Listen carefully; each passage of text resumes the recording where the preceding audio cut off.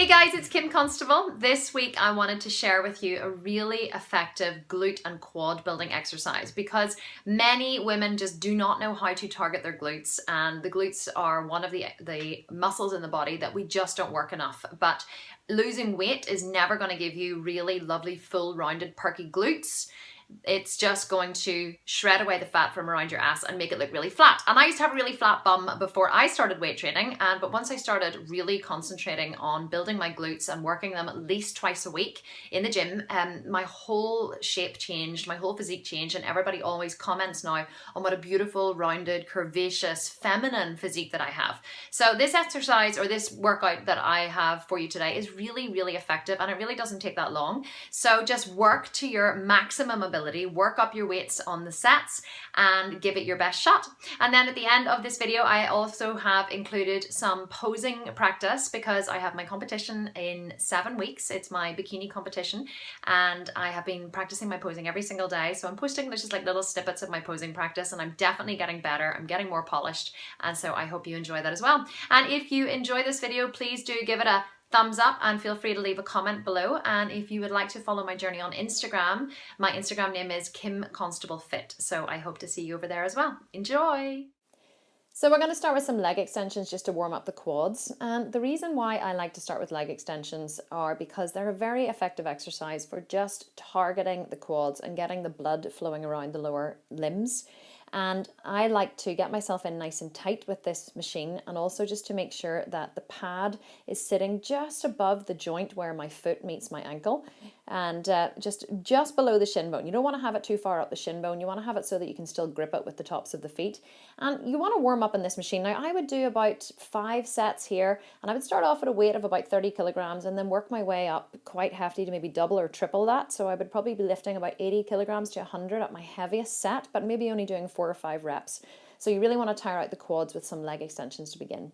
And then this is one of my favorite all-time booty busting exercises. Your glutes will be so sore the next day after doing this exercise. So I call this Smith glute kickbacks. I don't know if that is or lunges actually. Lunges or kickbacks. I don't know if that's the actual name for them, but I learned this off a personal trainer that I was working with in Australia whenever we were there for Christmas. And basically what you want to do is get a high step or a bench, and you want to put it underneath the Smith machine and quite far forward. And then you want to step up on it, and you want to take the bar on the back, not on your neck. You want it to be on your traps, so on your shoulder blades, and you'll be squeezing the shoulders together so the bar rests just on your traps. And then as you can see, you're going to lift one knee up quite high, and then you're going to lunge right back with that leg, but do not set it on the ground. You're trying to extend the leg out behind you, and where you're really going to feel this is in the standing leg. So it's a standing leg. You'll be like, oh, this is really easy whenever you go back, and then you'll go to push up, and you'll be like, holy crap, my glute. So this is a really good glute and quad exercise. You want to make sure that you keep your back and your back straight and your tummy tight the whole way through this exercise, and keep squeezing your shoulder blades together on the back to keep the chest high. And whenever you get to about the 10th to 12th repetition of these, let me tell you, your glute and your quad on the standing leg is really going to be feeling it.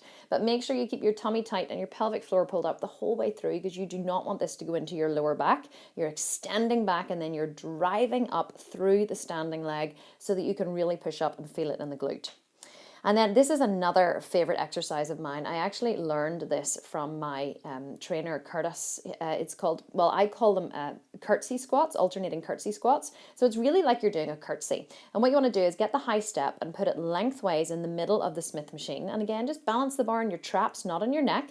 And then you're going to lift your standing leg up, and then you're going to cross it over the other side, put it on the floor, and do a curtsy. Now, the best way to do this exercise is to make sure that the standing leg is quite far forward. So you don't want to have it back too far. You want to have it forward so that the knee does not come too far over the toe whenever you are bending down. You can actually do this on a bench as well if you want to go deeper. Curtis normally does them on a bench. I like to do them sometimes on a step, but really make sure that you're getting plenty of depth whenever you do them, and you will really feel it in your quad and really feel it in your glute. So then after that, I love just working on one machine if I can, because it means you're not moving around the gym too much. We're gonna do some sumo squats. Now, sometimes I pulse these and sometimes I do full reps. So I would go, I'll say up and down for 3 reps, and then I would pulse for 5, and then I would go up and down for 3 and then pulse for 5, just to really keep the pressure on the leg and just to really keep the blood flowing, like time under tension into the muscle. So you wanna wiggle your feet so they are like super wide apart. They are much, much wider than your regular squat. So just think of like a sumo wrestler and how they would get ready to wrestle. Toes turned slightly out, and then you're gonna sit back as if you're in a chair, as if you're gonna sit in a chair, and then I want you to push through the glutes and stand up. Now the key to any squat, a sumo squat, a regular squat, a goblet squat, any squat whatsoever, is to really feel it in the glutes on the way down and the glutes on the way up. So as you lower here, you want to be pushing out through the glutes, but keep your mind very solidly connected to your glutes, and then squeeze the glutes and push them back up. If you recruit the glutes at the bottom, so whenever you go down here, if you squeeze them and power up through the glutes, you are going to work that booty like you have never worked it before. For most people here, they try and use their quads for, this is just a different angle, so they try and use the quads here to push up in the squat, push up from the squat, but then what happens is they start clenching their lower back and tucking their tailbone under. It's a common mistake, and it's one that I used to make as well, because I just didn't know how to turn on my glutes. I used to think that squats were all about your quads, but actually they're not. Squats are about your glutes, so you sit right back, squeeze the glutes, and then power them up. So this is me doing my T-walk in my posing, and I've included 2 different practices here just so you can see the difference. But the T-walk is where you walk into the side of the stage and then you hit your front pose, and then you walk up to the middle, and then you go side to side and then back to the middle. And this is how the judges really get to see your physique. And I'm definitely getting more comfortable with my posing. At the start, I really did find it like very difficult. And I was holding the poses like so strong, and I was like, struggling through them, and I was getting cramp in my Achilles in the back of my legs, because you have to really sit back in that standing leg. And it actually is very sore on your Achilles, especially if you're not used to wearing high heels, which I totally am not now. Like whenever I was younger, I used to wear high heels all the time, but now I just really do not ever wear them. And so I just have to get used to them again and stretch the ligaments in my feet.